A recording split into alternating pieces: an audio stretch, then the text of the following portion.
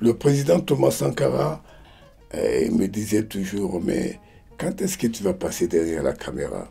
Et un jour, pendant des vacances, j'étais parti avec ma petite famille dans le milieu de la France. J'aimais écouter la musique africaine. J'écoutais beaucoup plus la musique africaine en étant en France qu'en étant en Afrique. Bon, ça s'explique. Hein. Et je tombe sur cette musique qui va d'ailleurs ouvrir mon film, qui était le douga. Le douga qui veut dire le vautour, mais il s'agit du vautour pharaonique, qui est un classique mandingue chanté par Sori Kandia. Et les paroles m'ont pénétré comme jamais, alors que je l'avais souvent entendu. Et ces paroles, c'était quoi? Hier appartenait à ton aïeul, aujourd'hui t'appartient, demain est entre les mains de Dieu. Dieu t'a donné 3 jours. Le premier jour, on le fait pour toi. Le deuxième jour, on t'aide à le faire. Et le troisième jour est ton œuvre. Et c'est comme ça que l'idée m'est venue de dire, tiens, c'est vrai, nous on est au 3e jour, on ne bouge pas. En 85, je ne voyais pas trop une réelle prise en charge par nous-mêmes. Donc j'ai commencé à avoir cette maturité et je me suis dit, il est temps que je dise, avec ma petite voix, de dire aux Africains, écoute, il faut qu'on avance. Parce qu'à l'époque, dès que quelqu'un avait envie de te demander quelque chose, il te dit, guéris-moi. Il avait besoin d'argent, il te dit, guéris-moi. À toi de les trouver. S'il y a des guérisseurs, il y a toujours moyen de gagner de l'argent. Bon, pourquoi ne pas se guérir soi-même? Pourquoi ne pas se prendre en main? D'où j'ai mis le mot guérisseur. Alors, tout le monde croyait que ce qui pouvait guérir, c'était que l'argent qui pouvait guérir. Alors, c'est une folie. Et j'ai appelé la ville d'ailleurs Katakata, la capitale imaginaire, prendre l'oseille et se tirer. Je fais mon casting parce que j'ai d'abord pensé que je vais faire du cinéma. Mais si je fais un film avec beaucoup d'argent, il faut qu'il y ait des gens qui soient susceptibles de drainer un public. Alors, j'ai évidemment pensé à George Benson, qui était une très grande star de la télévision ivoirienne. Et comme la musique est importante et les paroles des musiques, j'ai fait appel à Salif Keita.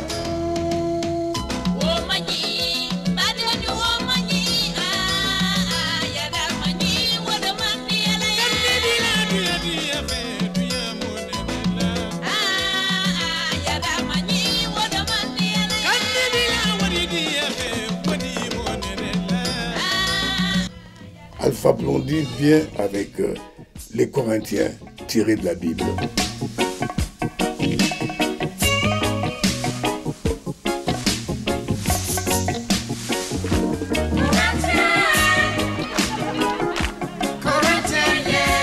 Nayanka Bell était la diva à l'époque et elle aussi elle va chanter. Et dans le film, guéris-moi, je suis malade de toi.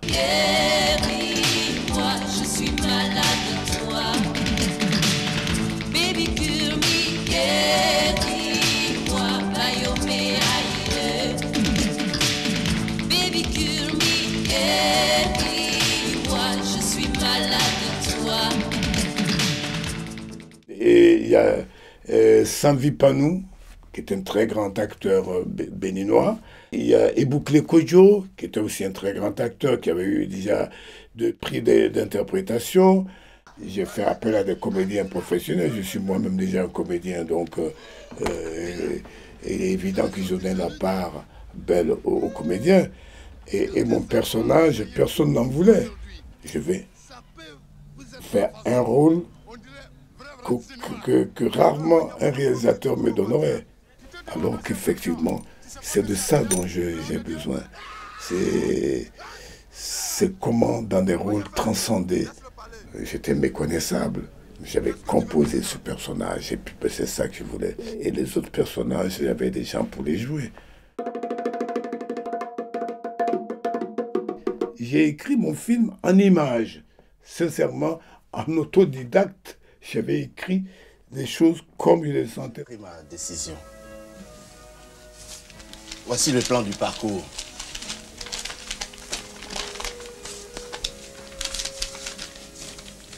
Et cette caisse-là, elle trimballe combien? Ma construction de mon film, je l'ai fait un peu à l'image de ce que nous avons connu comme conte traditionnel.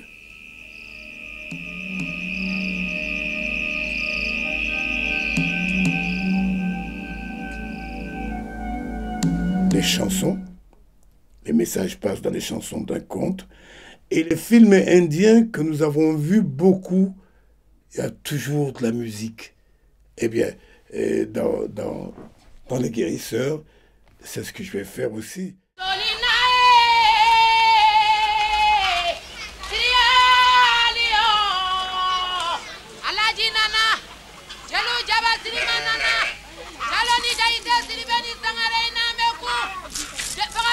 La façon dont j'ai construit l'histoire, qu'à chaque fois qu'il y a une chanson, c'est pour encore réveiller, pour dire il y a quelque chose, il faut être à l'écoute.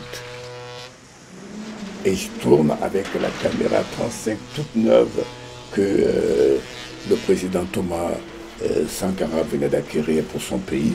Elle a été inaugurée avec ce film, avec le doyen des chefs opérateurs de l'époque, le doyen Chambiano, est venu à Abidjan pour tourner ce film.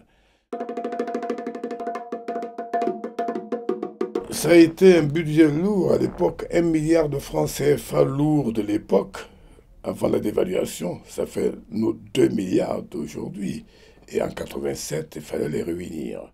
Symboliquement, il y a eu quand même le soutien du président Thomas Sankara. Je soutiens ce film. Quand il a vu le scénario, il a dit « c'est bien ». Donc, il y a eu vraiment des gens importants dont les noms ont permis que on trouve les fonds. Et Madame Bakaba, qui était la productrice principale, oui, on a même eu l'aide de l'État ivoirien, d'une part, mais surtout du président de la République, au Houphouët-Boigny à l'époque. Il y avait des grosses têtes qui étaient là aussi pour guider comment réunir ça, réunir. Et écoute, on a réuni une somme faramineuse. Il y avait aussi Alain Depardieu. Eh bien oui, lui aussi, il a flashé sur le film. Et Daoué Boigny, qui avait un complexe cinéma à Abidjan, qui devait être, je crois, le neveu du président Félix Houphouët-Boigny de l'époque, lui aussi. On a pu réunir vraiment des gros moyens pour faire ce film. Et voilà que le jour où je tourne cette scène qui est une scène de rêve, le personnage principal qui est arrêté parce qu'il a fait partie de ceux qui ont fait le hold-up est en prison. Et dans sa cellule, il rêve qu'il voit Alpha Blondy devenir un pharaon. Voilà, on prend du retard. Et au moment où on va vouloir commencer, on voit ce paquebot qui sort du canal, chargé de conteneurs. Il y avait marqué dessus quelque chose que je n'ai même pas lu. Le côté esthétique de voir cet immense paquebot, on tourne le film. Magnifique, c'est ce passage qui va d'ailleurs être apprécié à Chicago, à Los Angeles, partout, à Londres. Et une amie réalisatrice à un festival où le film a eu d'ailleurs le prix de la meilleure musique de film, d'un festival de la francophonie en Martinique. Le matin, on prenait un petit déjeuner. Elle me dit, mais tu sais pourquoi on ne veut pas ce film en France? Le bateau qui passe quand Alpha chante les Corinthiens. Je dis, quoi? Ah, c'est ça, grand frère, il faut que tu te renseignes. J'ai un petit frère, un grand intellectuel, un écrivain. Et je le vois, je dis, telle réalisatrice m'a dit que mon film a un problème à cause d'un bateau. Et que c'est le bateau qui passe. Il dit, mais grand frère, c'est Delmas Vieux de Jeu. Tu sais pas ce que c'est? Je dis non, je connais pas. C'est le bateau qui est venu se mettre dedans. Je n'ai pas invité. Mais comme c'était bon, on a gardé. Comment se fait-il que ce bateau arrive dans un moment où il ne dérange pas mon film? Au contraire, il apporte quelque chose esthétiquement et qui a un fond historique important. Je dis, je sais que si j'avais enlevé ça, on m'aurait puni de là-haut. Il y a quelque chose qui est plus fort que moi. Mais je suis content qu'il soit là. Si c'est pour ça qu'on ne veut pas de ce film, un jour il sortira. La productrice, lors d'un FESPACO, ou lors du premier FESPACO, on va aller avec ça, lors de son premier FESPACO, mon long métrage, là, on dit non, ça c'est pas un film africain. Ah oui, il n'y a pas de case, il n'y a pas de pilon, il n'y a pas de mortier, il n'y a rien là. C'est des films, ça c'est des copies de films américains. Bon, d'accord, allez-y. Et pour la distribution, Depardieu n'arrive pas. Personne, tout le monde essaye en France, on ne trouve pas de distribution. Et c'est un Allemand qui tombe fou de ce film, qui fait inviter le film au Los Angeles Film Festival. C'est le seul film africain. On me met dans la catégorie de nouvelle vague. On va aller avec Do the Writing, présenter Les Guérisseurs, à Chicago, et partout, c'était des films qui avaient à peu près la même fougue. Mon film, c'est la folie de ma génération qui est là, qui commence à dire, on traîne trop les pas, il faut qu'on bouge. Le film, quand même, il a fait beaucoup de succès à cause des personnalités, des stars qui sont dans le film. Il a été très bien accueilli aux États-Unis. Et bon, le film, même au Canada, même en Belgique, j'ai eu des prix avec ce film. Bon, il n'est pas sorti, mais il y aura une autre race de Français qui vont le sortir un jour. Le film va sortir. Je suis convaincu de ça. Et encore plus maintenant qu'à cette époque-là.